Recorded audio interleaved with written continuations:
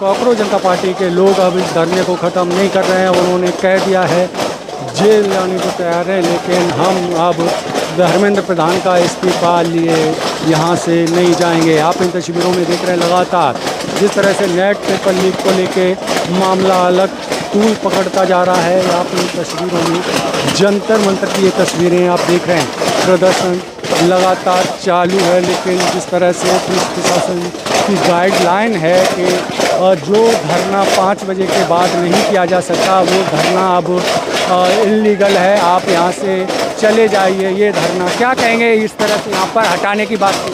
अगर मुझे right to protest execute करना है तो हम किस फॉर्म में करें? ये बोल रहे हैं 10 मिनट प्रदर्शन करो, 15 मिनट करो, 20 मिनट करो। इस देश में महात्मा गांधी ने आंदोलन किया, इसी देश में अन्ना ने आंदोलन किया, इसी देश में तरह तरह के किसान आंदोलन हुए। क्या आपको लगता है कि 10 मिनट हमको प्रदर्शन करना चाहिए, 2 मिनट करना चाहिए, 3 मिनट करना चाहिए? ये समझने का विषय है। यहाँ जितने छात्र, यहाँ 100 छात्र हैं और 1500 पुलिस वाले, RPF, RAF, जो भी इनके पास फोर्स होती हैं, कुछ के तो नाम नहीं पता, यहाँ बंदूक लेके सब खड़े हुए थे। तो ऐसे फायर गन होती है, तो ऐसे लोग खड़े हुए हैं कि डरा रहे हैं कि आपको उठा ले जाएंगे, गोली मार देंगे, डंडा लेके खड़ा, अभी इनके पास डंडा हटा लिएगा, अभी तक टैग नाम टैग नहीं इनके पास है। तो एक भय का माहौल बना रहे हैं कि हमको उठा के आप लोग को जेल में डाल दिया जाए। ये स्थिति ये लोग बना के रखे हुए हैं यहाँ पे। आपको बता रहे 5 बजे तक का परमिशन है। आप हमको बताइए, आर्टिकल 19 जो हमारा संविधान का है, हम right to protest without violence है ना। कोई वायलेंस हो रहा है यहाँ पे? नहीं हो रहा ना, तो हम क्यों नहीं प्रोटेस्ट कर सकते हैं? दिल्ली भर में इन्होंने कल SFI का प्रोटेस्ट था, इन्होंने बोला कि कहीं भी आप मार्च नहीं करते पूरे दिल्ली में, बोले जंतर मंतर पे सिर्फ प्रोटेस्ट करें, उसका लेटर मेरे पास है।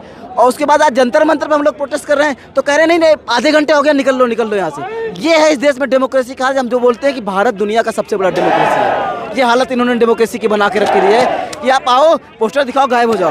तो आप कब तक? हम तो चाहते हैं कि शिक्षा मंत्री जी आपसे नहीं संभल रहा है, एजुकेशन मिनिस्ट्री छोड़ दो भाई। यही आपसे कह रहे हैं कि कोई नया व्यक्ति आएगा, अच्छा काम करेगा, आप चले जाओ। अगर संभाल पा रहे हैं तो पेपर लीक नहीं होता, SSC GD का पेपर लीक नहीं होता, लेखपाल का पेपर नहीं होता, UPSI, राजस्थान SI, इतने पेपर लीक नहीं होते। इतने पेपर लीक को आप नहीं संभाल पा रहे। OSM CBSE का पेपर उन्होंने लीक करा दिया, CUT का पेपर लीक कराया, UPSC के बच्चे प्रोटेस्ट कर रहे हैं कि वहाँ भी लीक हो गया। तो इतने लीक के बाद अगर इतनी बेशर्मी, एक लड़के का जो सेंटर है वो दुबई अबू धाबी डाल दिया। अब बताओ आदमी अबू धाबी पेपर देने कैसे जाएगा? हो सकता है पुलिस वालों के घर वालों में लोग पढ़ते लिखते होंगे, ये लोग भी ऐसे ही पुलिस का पेपर देके ही आए होंगे, डायरेक्ट ज्वाइनिंग तो होगी नहीं। तो अब डायरेक्ट ज्वाइनिंग के प्रोसेस में पेपर लीक किसकी हो रहा है? जिनको जानने वालों को दे रहे हैं। अब हमें ब्राह्मण क्षत्रिय वैश्य शूद्र नहीं बनना, अब हमें भगत सिंह बनना होगा।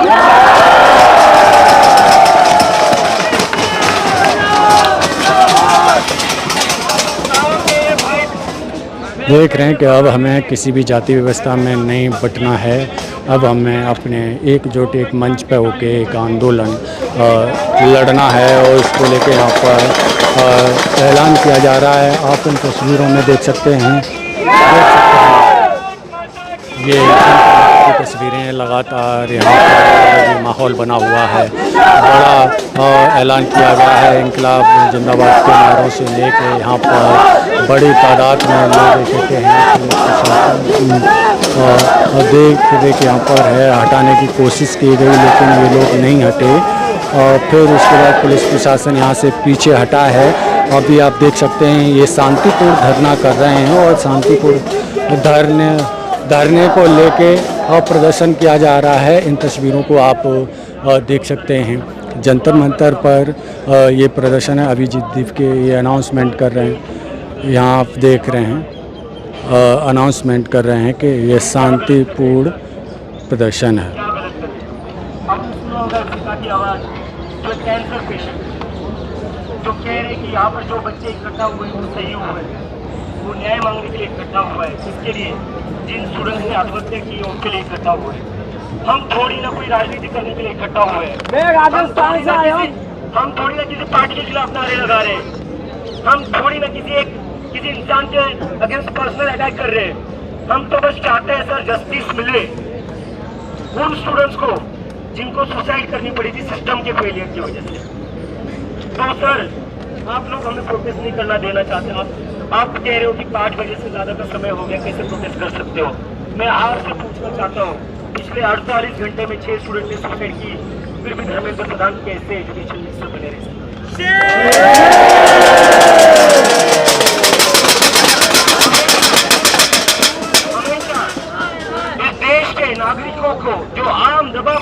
नागरिक है, सारे कानून उसके लिए, और मान लेंगे हम कानून सर।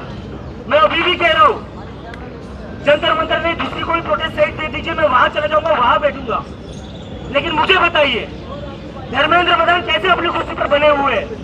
12 स्टूडेंट्स की सुसाइड के बाद सारे नियम कानून हम लोगों के लिए है क्या? ये मंत्री लोगों के लिए कोई नियम कानून नहीं है?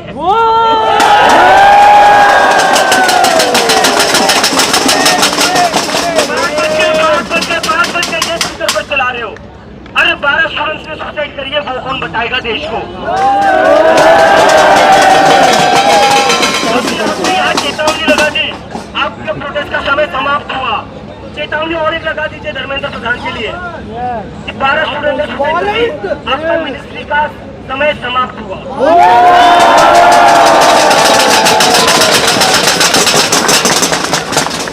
मैं पुलिस से रिक्वेस्ट करना चाहता हूँ, आई एम अ पेट्रियट, मैं बहुत बड़ा देशभक्त। गांधी और अंबेडकर मेरे आदर्श है, वो मेरे हीरो है। मैं कोई लॉ नहीं तोड़ूंगा, और जो लॉ तोड़ेगा उसको मैं अपने साथ नहीं रखूंगा।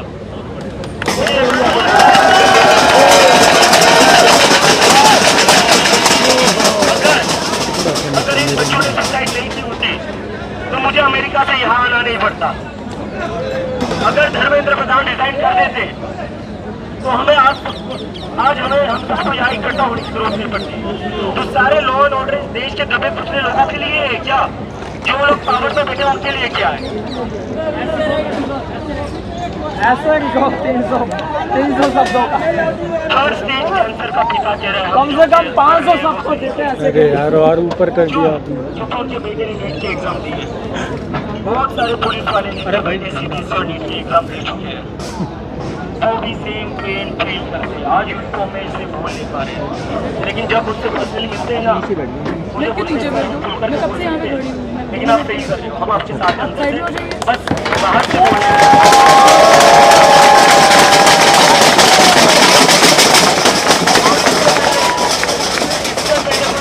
चला दे, मेरे खुद के भाई पुलिस में है, नक्सल एरिया में मेरे खुद के भाई डिप्लॉयड है, तो मेरे ऊपर ये टैग बिल्कुल मत लगाइए। अभी कह रहा हूँ, I am a law abiding citizen, और मैं कोई नियम कानून तोड़ूंगा नहीं। लेकिन मेरी रिक्वेस्ट है, हम ये खुद के लिए नहीं कर रहे, हम ये किसी पार्टी के अगेंस्ट नहीं कर रहे। मैं आकांक्षा चतुर्वेदी के घर जाकर आया था, 18 साल की लड़की है जिसने सुसाइड किया था। मैं प्रदीप मेघवाल के माता पिता से मिला हूँ जिसने सुसाइड किया था, उसकी बहन ने मेरे हाथ में हथिया थमाई, उसकी बहन ने मेरे हाथ में हथिया थमाई। मुझे समझ नहीं आया मैं उस समय पर कैसे रिएक्ट करूं। अगर मुझ जैसे बंदे में, जिसके पास कोई पावर नहीं है, जिसके पास कोई मिनिस्ट्री नहीं है, अगर उसका दिल रोता है ये कहानियां सुनकर, इनका एक्सपीरियंस देख रहे हैं फैमिलीज का, तो हमारे पॉलिटिशियंस की टेंशन से